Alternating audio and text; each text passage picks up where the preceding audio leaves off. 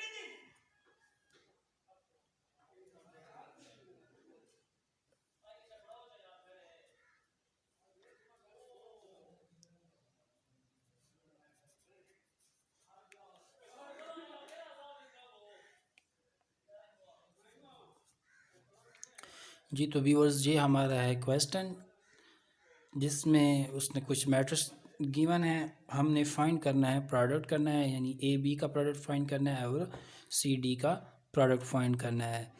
तो A B तो simple है, वो आप लोगों के लिए असाइनमेंट है।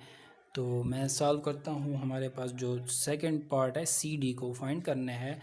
ए बी आप खुद कर सकते हैं, पिछली वीडियोस में भी इस किस्म के मैट्रिक्स को मैंने मल्टीप्लाई किया था जिसमें हमने आइडेंटिटी ऑफ मैट्रिक्स को डिफाइन किया था। इस इधर भी तकरीबन सेम वही तरीका है और वैल्यूज़ तो ज़ाहिर बात है डिफरेंट ही होंगी।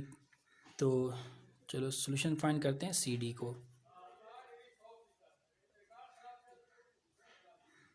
सेकंड पार्ट का सॉल्यूशन है जिसमें हमने सी डी को फाइंड करना है, जो कि हमारे पास सी मैट्रिक्स है। हमारे पास 3 4 1 2 एंड जो डी मैट्रिक्स हमारे पास है वो है 1 -2 -1/2 एंड 2/3।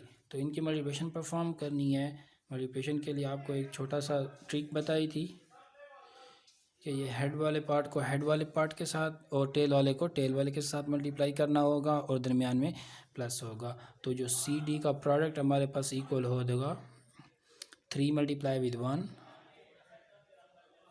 Plus 4 multiply with -1/2।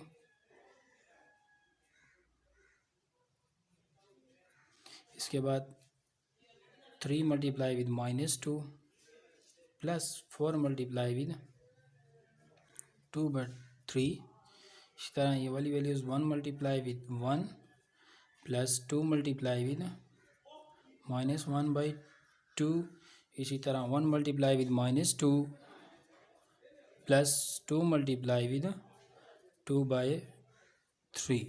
तो ये तरीका है इसको लिखने का।